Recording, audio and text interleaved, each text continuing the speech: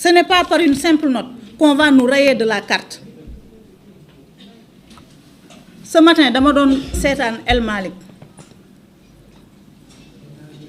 mu wax bu am solo mu ne bi ñu ne ko dañoo dissoudre Pastef mu ne kenn dissoudre Pastef pour dissoudre Pastef nañu dem ci xolu nit ñi raxas fibre ba ca nekk. damay utiliser même réflexion bi ñun pour faire taire li nekk ci ñun en tant que journaliste il faudra nous prendre la vie pour nous empêcher d'exister à travers des médias. Il faudra éradiquer tous les médias de ce pays-là. Pour enrayer de la carte des médias non médias, il faudra aussi nga def ko nga dem ci xolu sénégalais yi ko bëgg di ko seetaan nga dindi ci mbëggeel biñ ci am. nañu bàyyi caaxaan réew dafa war a am état de droit mënuloo ñëw nga fekk des entités qui existent nga bëgg a remettre en cause seen existence te ñooñu dañoo asseoir seen existence sur des bases légales c'est-à-dire même l'entreprise que tu as créée ministère bi daf ko enrayé daf ko dindi fan la teg abus yooyu.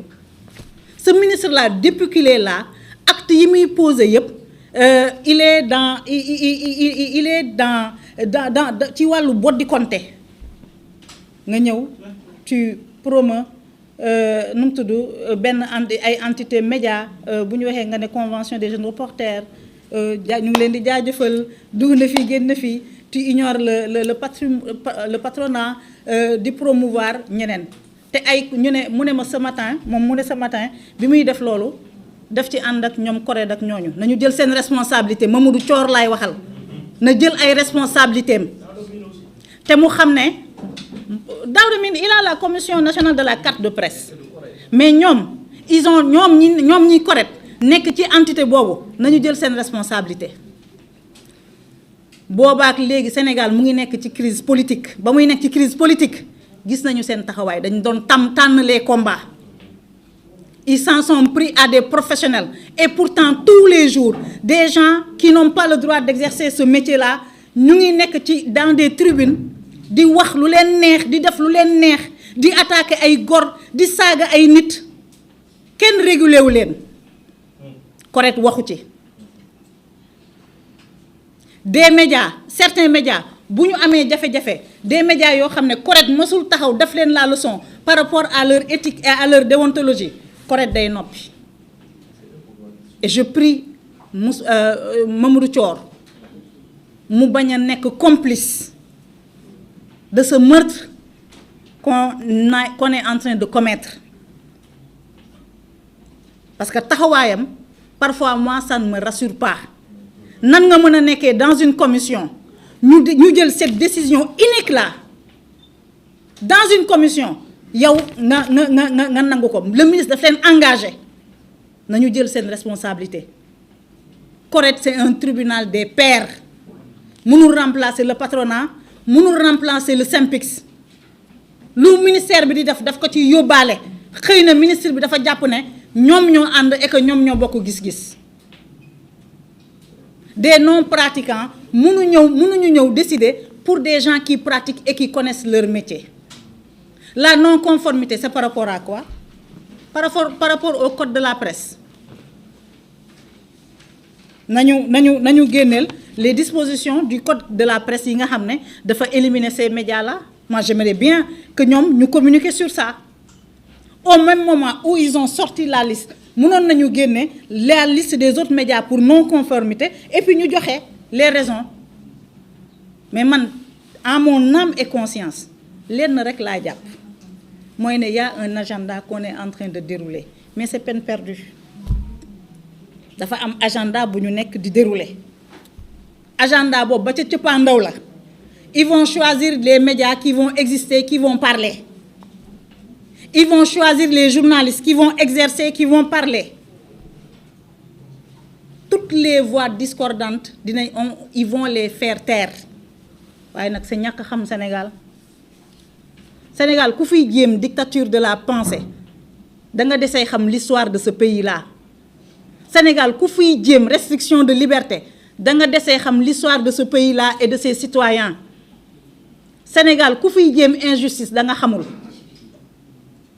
te nit mënuloo ñëw nga dénoncer des injustices yow nga ñëw nga yor tous les pouvoirs nga bëgg a dérouler nu mu tudd les pires injustices. amul sens bokkul ci ngëm-ngëm bokkul ci conviction. Dès aujourd'hui les décisions seront attaquées. Je disais la dernière fois qu'on est dans un combat de corporation. Man mën naa xeex sama xeex de et j'ai les moyens de mon combat. Ku ci bokk ak ku ci bokkul jàppal ne bokkaguloo ci mais boo taxawul ci ñoom ni ñu bëggee xamal ne sa bés mu ngi ñëw. Cette affaire, c'est un affront orchestré, perpétré par le ministère de la Communication et ses hommes. Mbiru revanche mu ngi ci, soxor mu ngi ci, cynisme mu ngi ci, sournoiserie mu ngi ci. Sournoiserie mooy boo defee sa forfaiture ba pare nga takk say kees commencer di attaquer. Moi, je suis insensible à ça. Depuis le temps que je suis dans cet espace-là, lu nekk gis naa ko. Il y a rien de tout ça lu ma mën a ébranler. Ce combat, il faut le mener. C'est un combat pour la liberté. C'est un combat pour le droit d'entreprendre. C'est un combat pour le droit d'exister. Et c'est un combat pour le futur. Parce que lii ñuy def nii bu ñu ko nangoo alors nous serons lâches. Moi, je ne suis pas une lâche. Combat bu taxaw pour cette corporation-là man politique ma awma agenda politique. Je suis insensible à kan moo yor réew mi kan moo yorul réew mi bu ko sénégalais yi tànnee je respecte le choix des Sénégalais. Pendant la campagne, on a mis en berne nos activités. Parce que nous, contrairement au ministre de la Communication, nous faisons dans l'élégance. On n'a pas voulu continuer sur une activité de protestation et de revendication que nous pouvons utiliser politiquement contre le pouvoir en place ou que ay nit mëna japp né dañoo am agenda. C'est pour ça qu'on a perdu beaucoup de temps. Campagne bi jeexna. Nu tuddu nu golo xam boté domam. Ku japp né tu n'es pas concerné, tu peux ne pas te battre. Ton tour viendra. Mais sur le principe, man tay même si je figurais dans cette liste-là, je mènerai le combat. Sur le principe. Parce que mënuma nangu ñuy restreindre la liberté de la presse, mënuma nangu ñuy restreindre la liberté d'entreprendre d'un Sénégalais ou d'une Sénégalaise. Et il est question de ça. Il est question de faire taire des gens. Il est question de décrédibiliser des gens. Il est question d'éliminer des gens.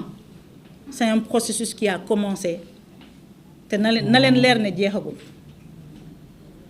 Je m'en arrête là. Tu bouges.